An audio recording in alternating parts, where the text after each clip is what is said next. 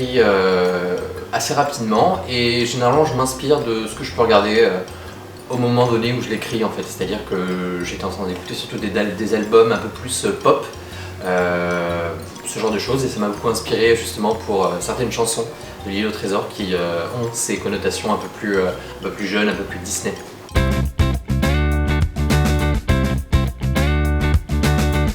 Je suis parti du roman original.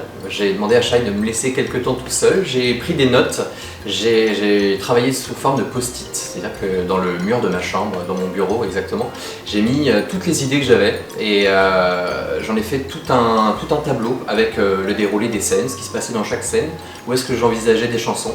Et une fois que j'ai terminé ça pour l'acte 1 et pour l'acte 2, j'ai demandé à Shai de venir et de me dire ce qu'il en pensait, voir quelles étaient ses idées. On a un peu challengé tout ça et on est arrivé à un consensus mutuel.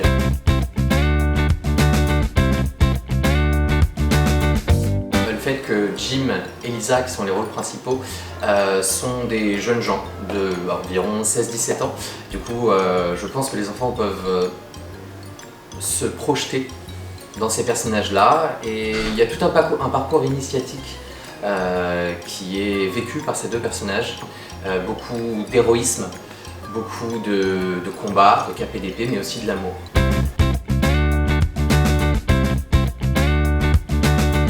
Quand on écrit avec Shai, il faut savoir qu'on n'a pas forcément en tête un public précis. On ne se dit pas voilà, on va écrire pour des enfants ou pour des adultes.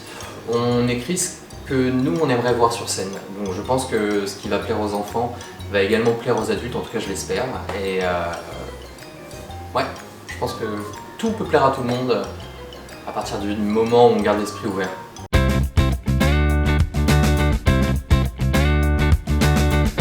Alors j'aimerais qu'il reste deux choses. En priorité des mélodies, une mélodie forte voilà, qui ressorte en fredonnant peut-être une de nos chansons. Et la deuxième chose, ce serait peut-être la morale de l'histoire que vous viendrez découvrir. Qu'est-ce que toi tu ferais ?